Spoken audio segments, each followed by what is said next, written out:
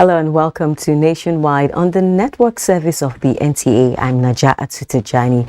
You can follow this news broadcast live on our website, nta.ng/live, and all our active social media platforms displayed on the screen. Ahead of the formal opening of the general debate at the 77th session of the United Nations General Assembly on Tuesday in New York, President Muhammadu Buhari has convened a strategic meeting with key members of the Nigerian delegation towards achieving a successful outing. State House correspondent Adamu Sambo has details. A watershed moment, transformative solutions to interlocking challenges is the focus of this year's General Assembly. National statements by heads of state and government and subsequent debate at plenary will, amongst others, center on the war in Ukraine, the energy crisis, climate action, ending the COVID-19 pandemic, and transforming education. For President Muhammadu Buhari, who is taking the floor on Wednesday, UNGA 77 is certainly his last outing as elected leader of Nigeria. This meeting, attended by key government officials on his entourage, is therefore aimed at fine-tuning strategies towards making his address to the world leaders the most memorable and impactful. I'm sure that in a way he will be saying goodbye to the assembly, and of course that will be tied to the general election. So he is going to reiterate the fact that the elections in Nigeria are going to be peaceful, are going to be free, are going to be fair. It's an opportunity for the president to bring forth Nigerian issues which have global implications, and to also address global issues that have Nigerian implications. There is no greater platform than the United Nations General Assembly.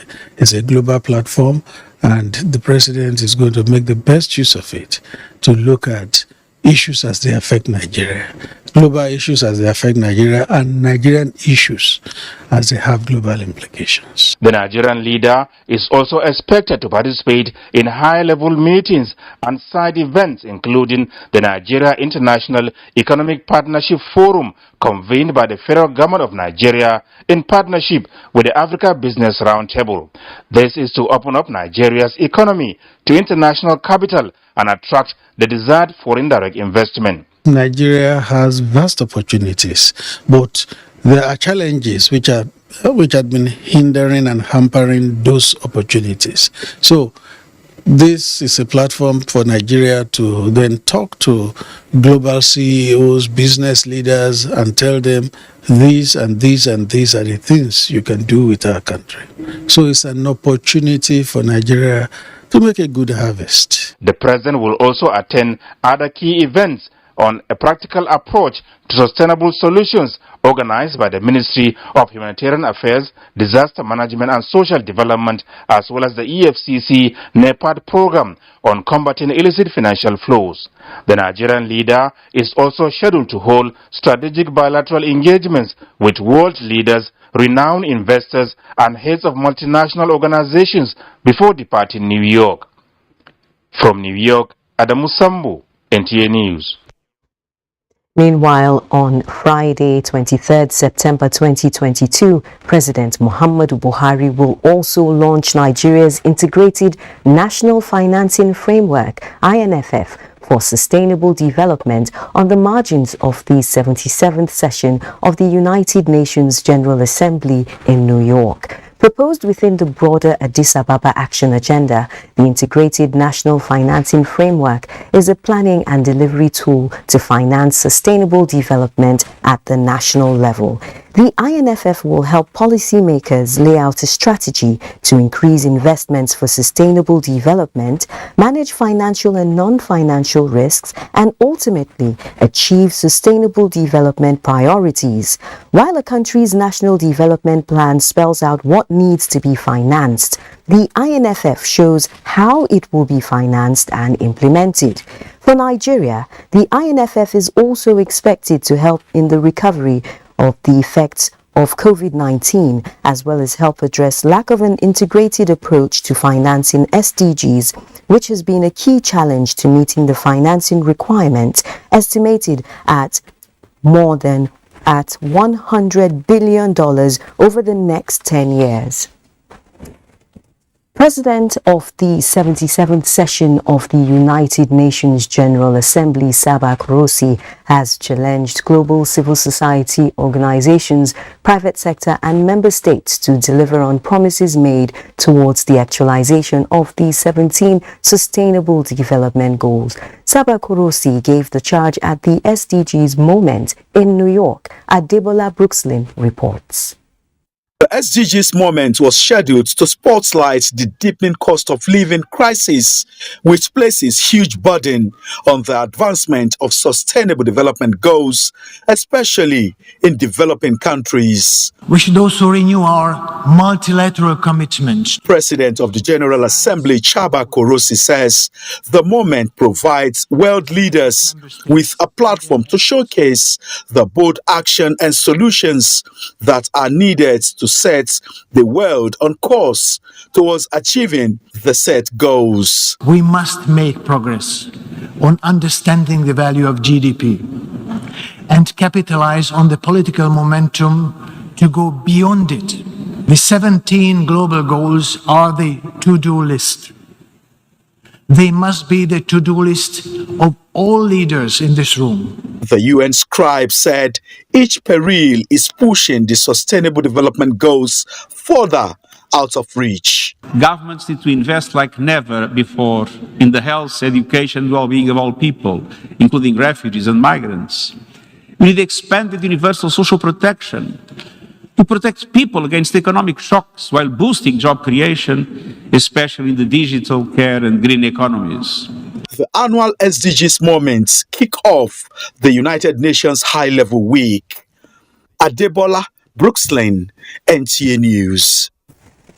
And from President Saba Kurosi to our own President Muhammadu Buhari, who has transmitted the 2023-2025 Medium-Term Expenditure Framework and Fiscal Strategy Paper to the Senate for approval. The request was first as the Senate reconvened from its 2 months annual recess. President Buhari in the letter implored the legislators to give expeditious consideration to the MTEF and FSP to pave way for the presentation and consideration of the 2023 Appropriations Bill so as to ensure the sustenance of the January to December budget cycle. And national planning to take a number of measures designed to improve the fiscal condition of the federal government over the medium term. Some of these measures require the Honorable Minister of Finance, Budget and National Planning to work collaboratively with the relevant committees of the National Assembly, and I hereby seek your support for such efforts. President of the Senate, Ahmed Lawan, welcomed his colleagues and reminded them of the need for more commitment to national issues, especially security challenges, as he announced that the confirmation of the active Chief Justice of Nigeria, Justice Olukayode Ariwola, will be considered on Wednesday. The Speaker, House of Representatives, Femi Gbajabiamila, is advocating complete reform of tertiary education system in Nigeria, as the current framework of government-sponsored tertiary education is no longer working as intended. In his address, welcoming House members from the annual recess, the Speaker said the House will intervene in the extended face-off between the Academic Staff Union of Universities and the federal government in order to resolve disagreements over conditions of service of staff and funding of universities in general. Our agenda is to explore whatever options there are for Parliament to help resolve the present crisis so that our children can return to school. It is long established that access to education, more than anything else, is key to unlocking prosperity and improving social mobility outcomes in any society. And we all agree that government has a role in ensuring that our nation's young people get a quality education that allows them to compete and thrive in the 21st century knowledge economy. House members are for the first time holding plenary in the temporary chamber due to ongoing renovation of the Green Chamber.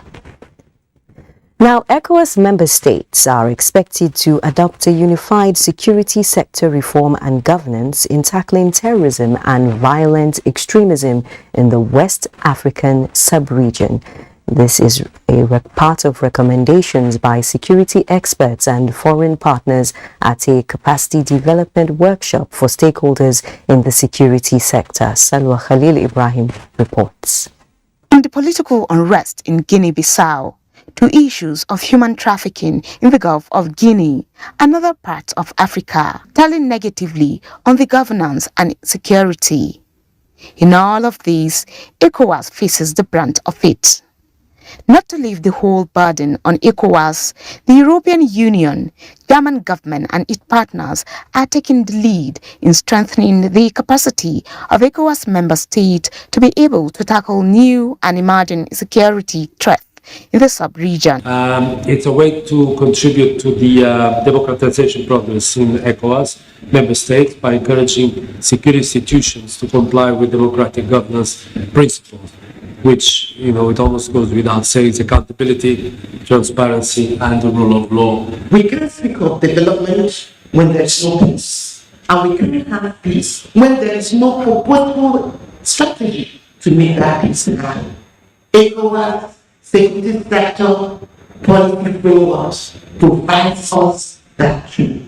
For Nigeria, the commitment is renewed and ready to partner to achieve more successes. And curbing these negative phenomena would indeed go a long way towards entrenching a sustainable development in our region.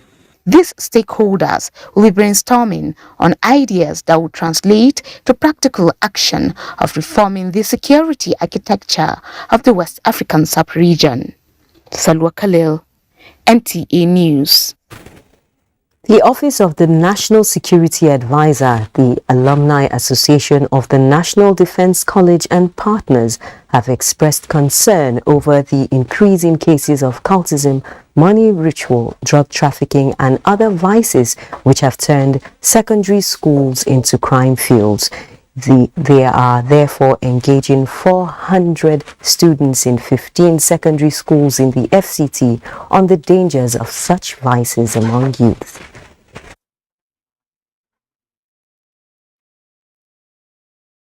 The Alumni Association of the National Defense College, in collaboration with Office of the National Security Advisor and the National Defense College, the UFUC Dialogue, and the Nigerian Tulip International College, is organizing a one-day national grassroots security awareness program for secondary school students in Nigeria. This is to help to address some of the major issues. It is aimed at enhancing peace, patriotism, national consciousness, The event is expected to be carried out across the 36 states and coincides with the International Day of Peace coming up on the 21st of September 2022.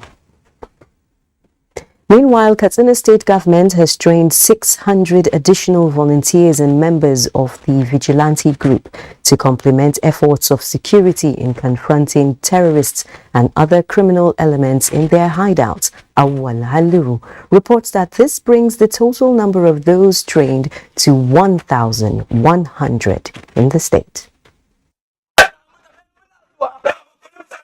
This was the graduation ceremony for the 600 members of the Vigilante Group after receiving training in various aspects of security within communities. This includes handling of weapons and responding to insecurity situations. Katsina State Government says a substantial amount is being spent to support security agencies in carrying be bloody for the bandits type of situation. There is no going back. The training program, which is under the Office of Special Advisor on Security, Ibrahim Ahmed Katsina, was aimed at enhancing community policing. Our people must live before they observe human rights. Since bandits have no rules of engagement, we will no longer sit down and be docile to allow people to be killed like animals. The trained volunteers, who include members of the religious groups, expressed determination to achieving the desired objectives. Awal Halaru, NTA News.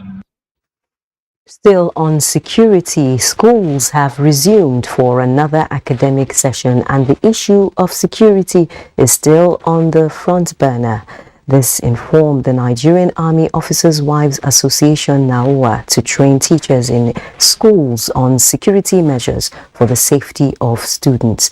The capacity development training with the theme Creativity in Teaching, Learning and Safety had participants from NAOA nursery, primary and secondary schools. We're creating awareness among the teachers and the students, you understand, which will be cascaded to the student. Not only that, proprietors of school of this magnitude are supposed to ensure there are security gadgets put in the school, you understand, and the security in the gate are also there to ensure that whoever is coming to school has a reason to come in and is identified. To have an effective teacher, training and retraining is very important. So since coming on board, we've developed what they call the NAOA Staff Development Workshop Series. And this is the 6th training they are receiving since we started this workshop series. And it's all aimed at making them better teachers and effective teachers. Various speakers at the training session note that with the increase in technological and infrastructural development, it has become imperative for teachers to bring creativity into their daily activities to achieve the desired goals and ensure that schools are safe and conducive environments. The need to be safety conscious, considering the poorer security system in some schools, was also discussed. A gas pipeline operated by the Nigerian Ajip Oil Company has exploded at the Bayelsa Palm Axis in Yenagoa. The incident, which reportedly occurred between midnight and 1 a.m. Tuesday, is raising concerns among residents who are exposed to the raw gas being emitted. The cause of the incident is yet to be ascertained. However, a third-party interference is seriously suspected, though no official from the operating company and relevant agencies of government has spoken on the incident. It's time to join Adiola in our Lagos studio for more reports. Hello, Adiola. Hello, Najatu. The National Drug Law Enforcement Agency, NDLEA, has seized the largest consignment of hard substances weighing more than 1.8 tons with street value of 194 billion naira. Linda Naka reports that the operation led to the arrest of 4 drug barons and a foreign accomplice. The searchlight of the National Drug Law Enforcement Agency on the arrest of these suspects who specialized in trafficking cocaine commenced since 2018. The cartel, suspected to be members of an international drug syndicate, was rounded up at a warehouse in the Ikorodu area of the state through a well-coordinated and intelligence operation that lasted 2 days. Substances were stored in 10 travel bags and 13 drums. The agency says they were to be trafficked to buyers in Europe and other countries as discovered by the agency through its preliminary investigation. The consignment, regarded as the biggest singular cocaine seizure in the history of the Drug Law Agency, as buttressed by the Director of Media and Advocacy, Femi Babafemi, is a testament to translating into action the marching order of President Muhammadu Buhari by the officers and men of the agency to frustrate and arrest those involved in the illegal business. It is the seizure. This huge seizure is a deadly blow to the drug cartels and a sign that they will all go down. It's a strong message to them that they will all go down if they fail to back out of this illicit trade.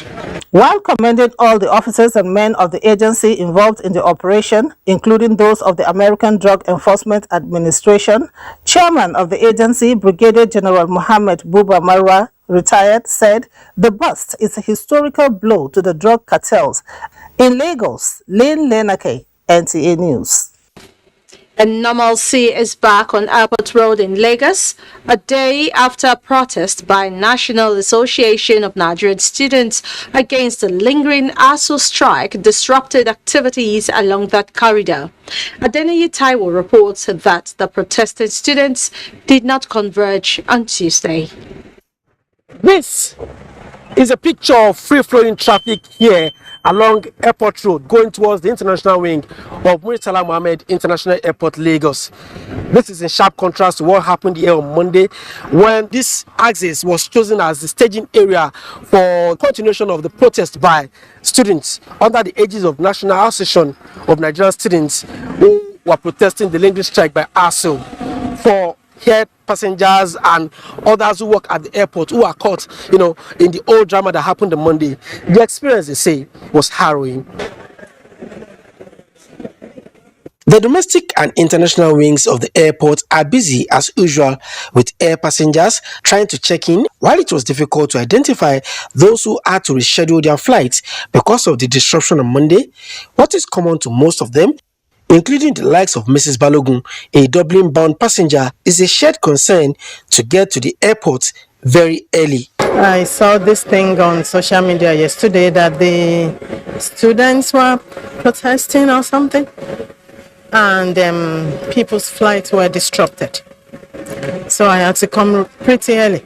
I regard myself as lucky because I woke up very early, left my hotel room very early, just in order to ensure that I beat the time, because I know they cannot mobilize at 5 a.m. Hilary Dikocha works as an agent at the airport but was forced to return home on Monday. His recollection of the gridlock arising from the protest is not particularly cheering. A lot of people are carrying their baggages, trying to meet up their flight time. So some people use their leg running to meet up so that they catch up their flight. For now, it is uncertain whether the protesting students have sheathed their sword or relocated elsewhere in their bid to have academic activities resume at universities. In Lagos, Adeniyi Taiwo, NTA News. Those are the contributions from Lagos for now, but do not forget to follow this news broadcast live on our website at nta.ng/live and on our other social media handles displayed on your screen for updates. Nationwide will continue with Suleiman in Kaduna after this time out. To stay with us.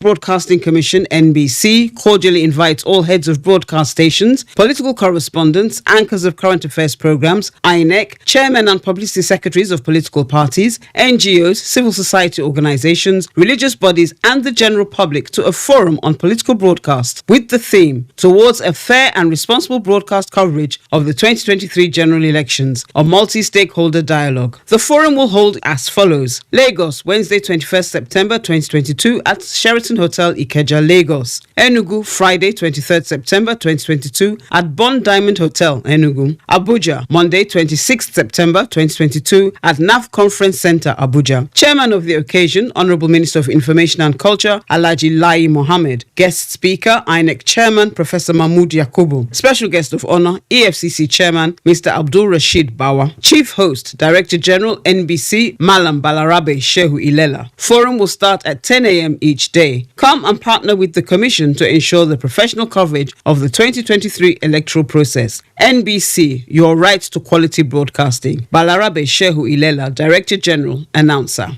Nigerians, elections are here again. Let us shun violence. Let us play the game according to the rules. Do not be a thug. Say no to violence. Let's rise and defeat violence, crime, and sabotage against the peace of our nation. Nigeria is the only country we have. We must do everything to keep it united. We must avoid any act that promotes hate and disintegration. Say no to separatist movement, terrorism, fake news, hate speech, religious bigotry, and any act that tends to divide us as a nation. Watch out for strange gatherings and suspicious movements. Restrict access to sensitive documents and data, the disclosure of which may damage national security. Educate your staff and family, particularly on measures to safeguard information and report security breaches. Apply relevant legal security guidelines to protect yourself and your neighbors. Due to misinformation and wrong choices, some idle persons resort to vices in their greed to get rich quick. They resort to kidnapping, killings for rituals, and other heinous crimes. Avoid wrong use of the social media. Before you broadcast that false message, think twice. Ask whether it will promote peace or violence. For safety at home, still be security conscious. Educate your household on safety tips. Report all suspicious movements and persons to the security agencies nearest to you.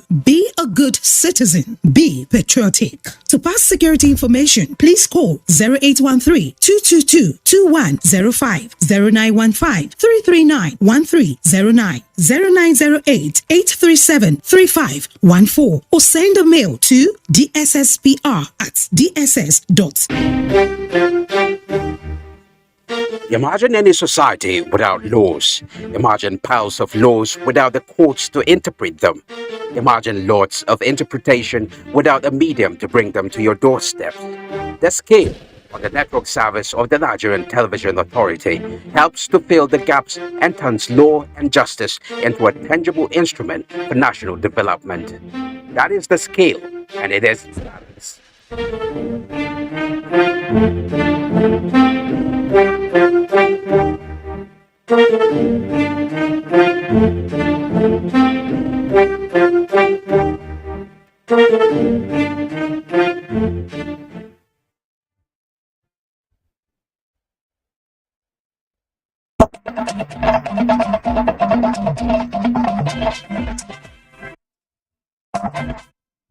Thank you for joining us in Kaduna Network Center. Avoiding hate speech, fake news, derogatory and divisive remarks was the key message to broadcast organizations in the country as the National Broadcasting Commission flags off its nationwide stakeholders forum ahead of the 2023 electioneering campaigns.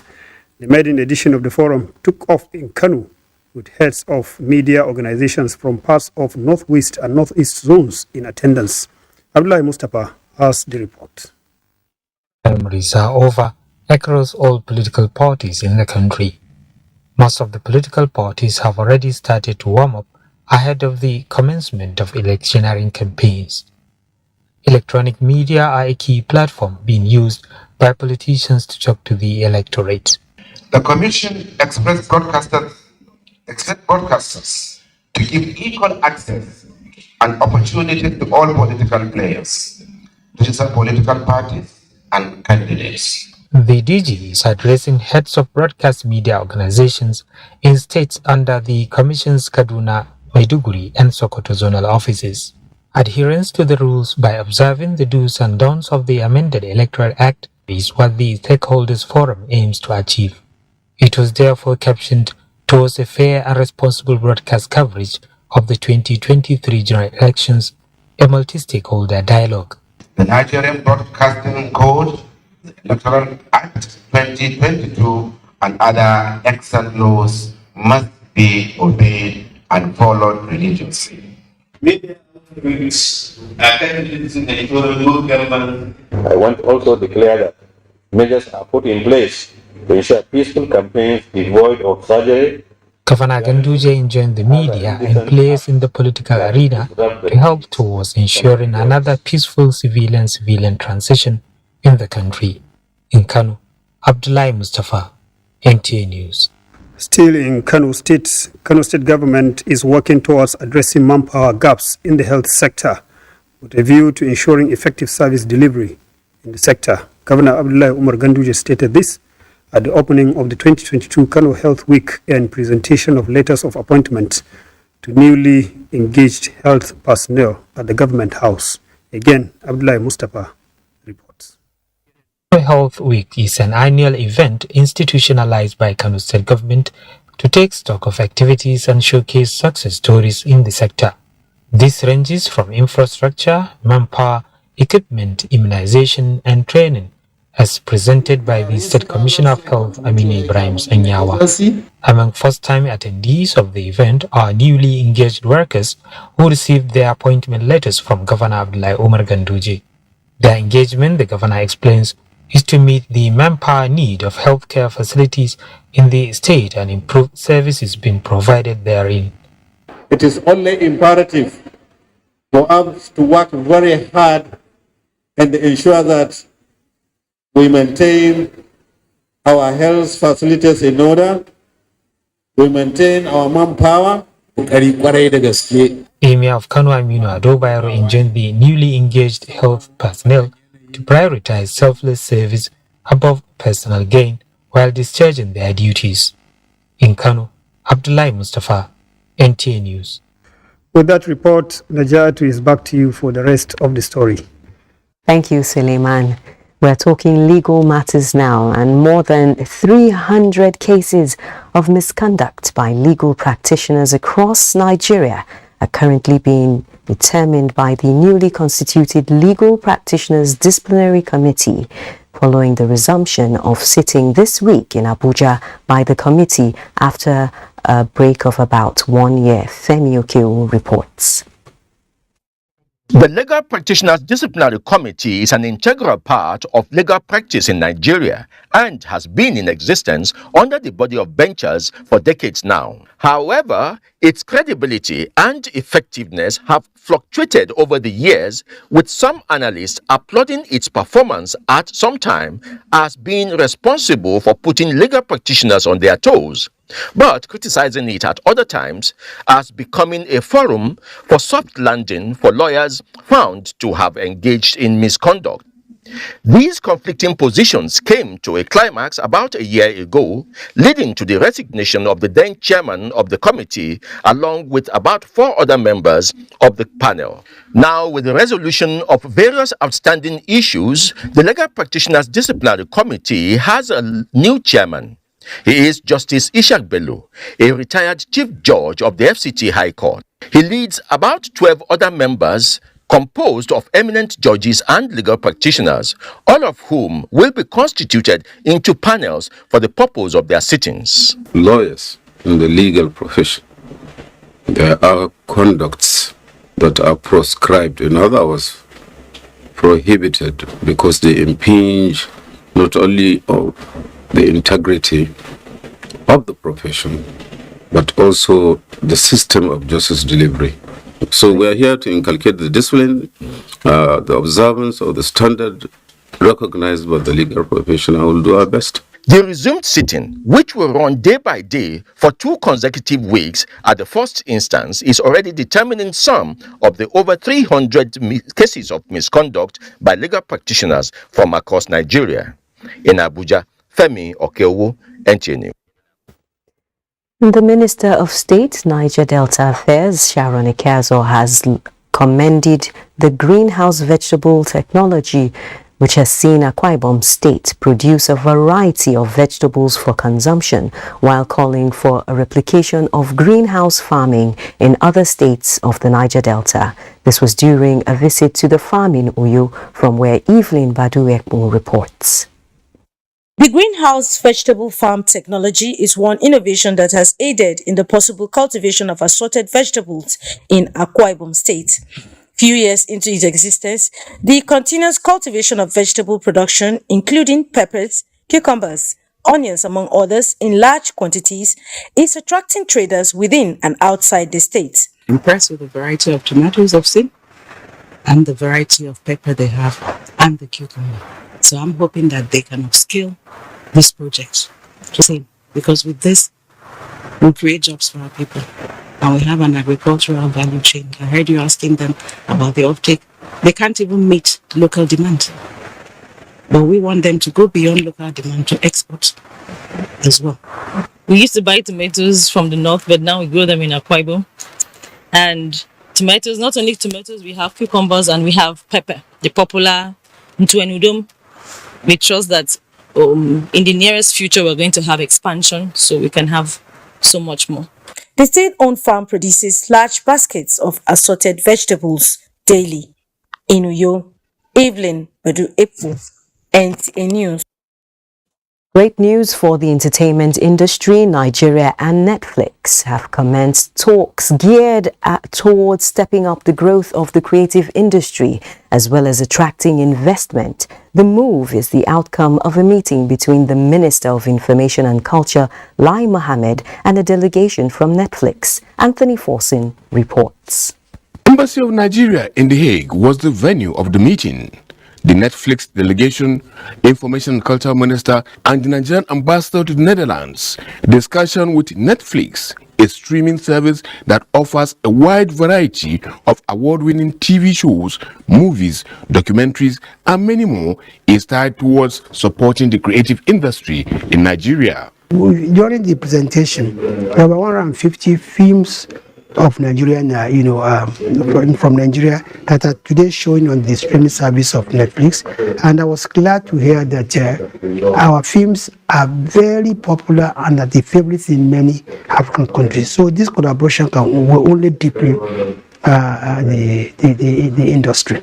In the same vein, Lai Mohammed expressed satisfaction that the move will also play a vital role in the DSO project. We can see an area of hope that the collaboration between us and Netflix might be able to offer a better and cheaper digital switch over to Nigerians. You can tell the level of positive that we can derive from this collaboration. They've committed over 2 billion naira to the creative industry in Nigeria. Nigeria is a standout whichever way you think about it. The stories that come out of Nigeria are very compelling, they're very relatable, they transcend the globe. Nigeria is a superpower and we're a force to be reckoned with, because I'm Nigerian. And even in the storytelling space, Netflix recognizes this potential and knows that the ability for Nigerians to showcase their culture and creativity abroad is inherent in the ecosystem of stories that we tell alongside the local industry. Netflix, an American over-the-top content platform and production company headquartered in California, was founded in 1997. Anthony Forson. Now, the mandate of TED Fund is intervention in public tertiary institution, and it needs partnership with states for effective collaboration. This is the view of Anambra State Governor Professor Charles Soludo, who visited TED Fund's headquarters in Abuja, adding that synergy in education will make the desired development which the country requires.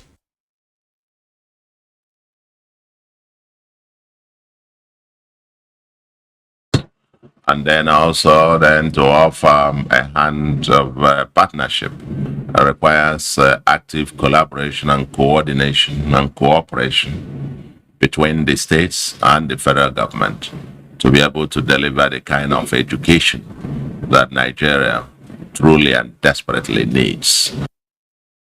Meanwhile, the National Library of Nigeria is leveraging information technology in compliance with the deposit law, making it achieve about 70% in deploying the national repository of its activities for preservation, increased availability, and wider accessibility. This was at the organization's briefing to the media to mark 1 year in office. In addition to upgrading the virtual library, the feat is to provide the reading public anywhere in the world access to its operations and services.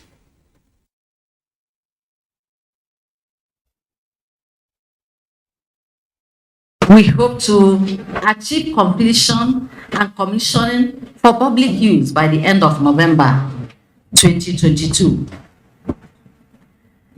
The NRN houses in electronic format all Nigerian heritage that has been deposited from inception to date by authors, printers, and publishers.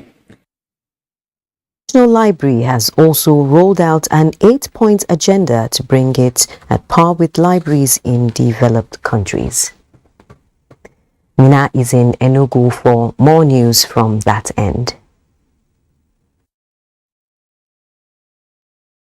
Good evening and welcome to Enugu. The Enugu State Governor Ifeanyi Ugwuanyi has charged members of the newly constituted State Post Primary Schools Management Board, PPSMB, to sustain enviable track records of the state in academics and external examinations. The governor gave the charge while inaugurating the 6-member board of the PPSMB, chaired by Mrs. Favor Ugwuanyi. Susan Eze reports that other government functionaries were also sworn into offices at the ceremony. The expiration of the previous board of the Enugu State Post Primary Schools Management Board, PPSMB, Governor Ifeanyi Ugwuanyi here inaugurates a new board to manage and control all state-owned post-primary schools and institutions. This mandate, according to the governor, underscores the importance of appointing persons with sound education and training, character, and competencies into the board. Recalling the excellent performances of students from the state in external examinations and ranking of the state in the past by the West African Examinations Council and the National Bureau of Statistics, Governor Ugwuanyi charged the new board to sustain the track records and possibly improve on it. We expected to ensure a sustained improvement of the quality of teaching and learning in the state post-primary schools through staff optimization, development, motivation, discipline, and effective supervision of the schools under the board. Our promise today is that we will take PPSMB to a higher level than where we met it. No matter the challenges, by the grace of God, we make you proud. Earlier in the ceremony, Mr. Uchenna Elete was sworn in as special advisor to the governor, while Remigius Eze, a member of the PPSMB board, was also earlier sworn in as a permanent secretary in the state civil service. In Enugu, Susan Eze, NTA News. Though farmers within the southeast zone have their way of reading rain patterns to ensure maximum yield, adhering to NIMET's predictions has saved farmers from drought and other natural disasters. Correspondent reports that key players, however, lament poor dissemination of information from NIMET to the rural farmers, as well as lack of storage facilities. Apart from individual efforts by farmers in Enugu State to increase yield this farming season, with NIMET's prediction in mind, the Enugu State government, through agencies like International Fund for Agricultural Development, a federal government-assisted value chain development program, strives to put the state top on the high-yielding zones by encouraging rural farmers. NIMET predictions is like the Bible of farmers to go to farm. If NIMET predicts early rainfall, that means farmers have to catch up and plant early. In a telephone conversation with Chairman, All Farmers Association Enugu State, Romanus Eze, who posited that though farmers within the zone have their own natural way of reading rain patterns, NIMET's predictions, however, come as added security as it guides them on when to start cultivation and planting to avoid drought. He said Enugu State recorded minimal natural disaster this year because of adherence to NIMET's predictions. According to him, corn, cucumber, okra, vegetables, and other food crops enjoyed massive yields this year. Market availability has been a very good incentive. There has been a lot of rural roads in Enugu State. The present administration demonstrated a lot of interest in development of the rural areas. They, however, lament low yam yield this year as early planters are already harvesting without smiles. They call on government and all stakeholders to help provide storage facilities for rural farmers to make bumper harvests in subsequent years. In Enugu, Minna Adobe Cobra. Remember, you can follow this news broadcast live on our social media handle. Twitter is at NTA News Now. Our Facebook page is at NTA Network News and our YouTube channel at NTA Live. We will take another break here. Nationwide will continue with Susan in Markady after this break. So, it's life. Once you lose hope, you lose life. Once people get lifted to a certain level, they start feeling godlike. What would you attribute this backwardness in education to in the North to date? What's right is right, what's wrong is wrong. The program is inflection.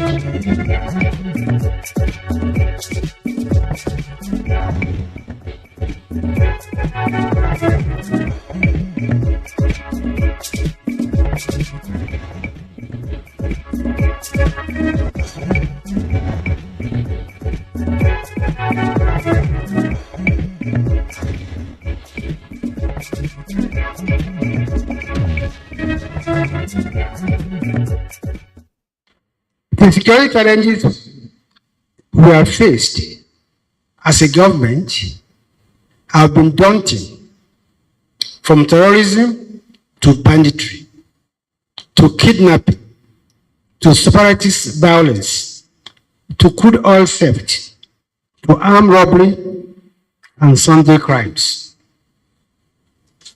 It's undoubtedly the greatest challenge to the peace and security of our great country since the Civil War of 1967 to 1970. It's a kind of challenge that would have overwhelmed many nations.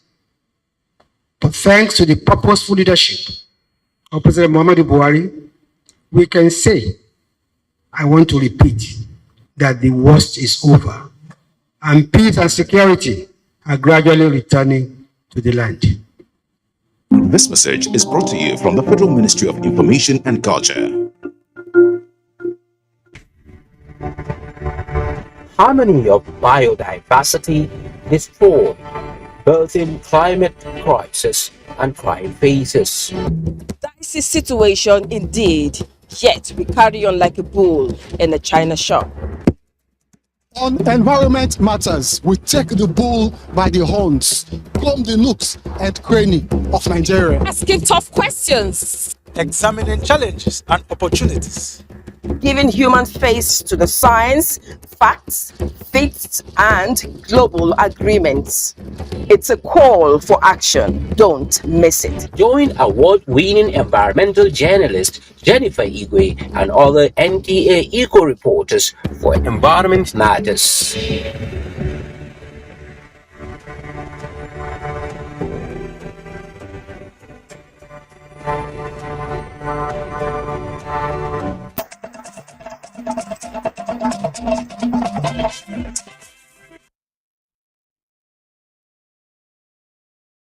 It's good to know you could join us in Markudi.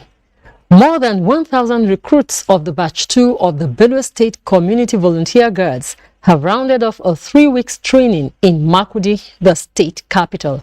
Governor Samuel Otom, who visited them at the training ground, extolled their commitment to providing security for their fatherland. Charles Abba completes the report. The gallantry exhibited by the operatives of the volunteer guards is indicative of their readiness to stand against imminent aggressions. They have been on the training ground for 3 weeks going through drills by the Nigerian Army, the police, Nigerian Security and Civil Defense Corps, as well as other conventional security agencies. Benue State Governor and focal officer of the Guards, Sabelo Otom, explained that over 1,000 trainees will be inaugurated soon and injected into the Guards. So this is the last batch of your training, and I want to assure you that in the next 2 weeks, you will also be inaugurated as members of Community Volunteer Guards of Benue State. The immediate past governor of Benue State, Senator Gabriel Suswam, who heard the initiative of Governor Otom, warned the trainees against acting the contrary. No person can protect your house better than you do. So, with the commitment that I've also seen here, if we exhibit this commitment, same commitment, moving forward, I think issues of security or insecurity in our state will become a thing of the past. The operatives of the security outfit are to be provided incentives and necessary operational equipment to enable them to effectively fulfill their mandate. In Makudi, Charles Abba, NTA News. 30 businesses in Benue State are to benefit from the first edition of Agribusiness Innovation Challenge aimed at developing businesses, leveraging technology and providing technical assistance and training to women and youth-led startups to strengthen their capacity. Simbiat Agbaji reports that this is the initiative of a non-governmental organization. The agricultural sector, according to research, is the largest employer in Nigeria, employing more than 36% of the labor force. With the country's growing population, agriculture is fast becoming important to the consumer and to the industrial sector.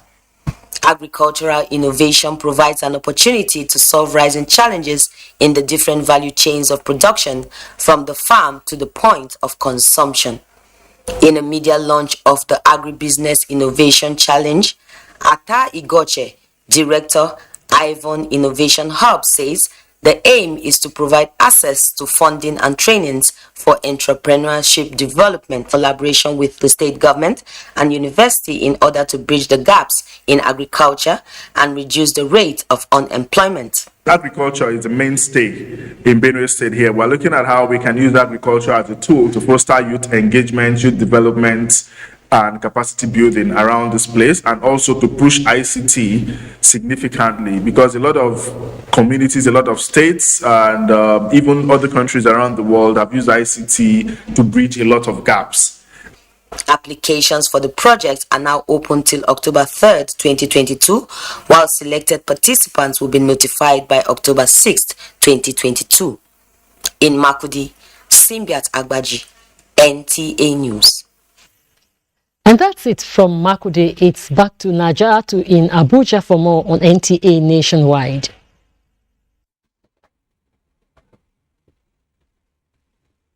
Thank you, Susan. Many people in communities in Taraba State along rivers Taraba and Benue have been displaced and are counting their losses as their homes, farmlands and other valuables have been submerged as a result of flooding. Mohammed Sambo reports that the affected communities have called on government and public-spirited individuals to come to their aid. The Nigerian Meteorological Agency's warning early this year on possible flooding of communities in Taraba State has come to pass. Worst hit are riverine communities in Gasol, Ardokola, Ibi, Karemlamido, Lau, and Ukari local government areas. Canoes are now the main forms of transportation in these areas, as the flood victims are taking refuge in makeshift structures, some of which they are constructing themselves.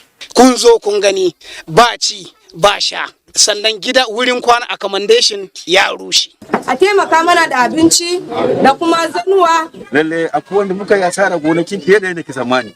Mu dai sai ta Allah kawai, sai kuma gwamnati. Muna roƙonsa ya taimaka mana. This situation has prompted caretaker chairman Gasol Local Government Council Dan Asali Mohammed Bello Biru and member representing Gasol 1 in the State House of Assembly Abbas Umar Kaura Sendirde to visit some of the affected communities. What they needed is food shelter, clothing, and medical facilities. The state government, the federal government, and non-governmental organizations to come to our aid.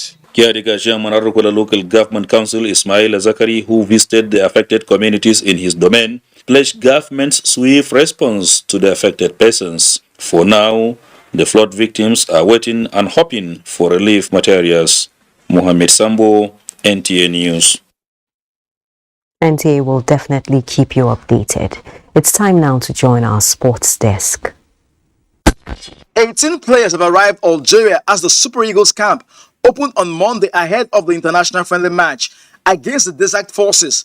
Chidozie Awazin was the first to arrive before 17 other players joined as training begins Tuesday. Meanwhile, Super Eagles captain Ahmed Musa has been ruled out due to injury, while Samuel Chukwueze has also withdrawn from the team. In school sports, Bishop the Mary Grammar School for Boys and St. Jude's Girls Secondary School, all of Bayelsa State, left the country Monday night for Serbia to represent Nigeria at the World Schools Basketball Championship. This is the first time Nigeria will be competing at the championship and as Africa's only team at the tournament. President of the Nigerian School Sports Federation, Olabisi Joseph, charged the team to be good ambassadors of the country. The Nigerian School Sports Federation, being an affiliate of the International School Sports Federation, provided the platform for our schoolboys and girls to represent Nigeria on the world stage. In American football, after about 2 years of growing and developing the game of American football in the country, the Nigerian American Football Association has announced its first national under-18 side for flag football. Consider an opportunity to get young Nigerians playing American football is kind of leading up to what would seem to be the potential for proper representation in international space. In chess, about 80 chess players from 29 countries are taking part in a 2-week tournament, which gives the winners the opportunity to qualify for the World Championship, both in the male and female categories. We are going to host the next World Amateur Chess Team Championship late next year. So we are aiming at something. With national federations, with zones, with the Continental Federation, what we can do together to develop African chess. Meanwhile, the visiting president of the International Chess Federation, Arkady Dekovic, was taken on a tour of the Makoko waterside by the Nigerian Chess Federation to see children in the community who play chess and also motivate them. A colorful opening ceremony preceded the tournament holding in Lagos. With Sports Update, Gifts George, NTA News. Sports Update concludes the news on Nationwide this Tuesday. Keep monitoring the weather and keep standing against rape and rapists. Thanks for watching.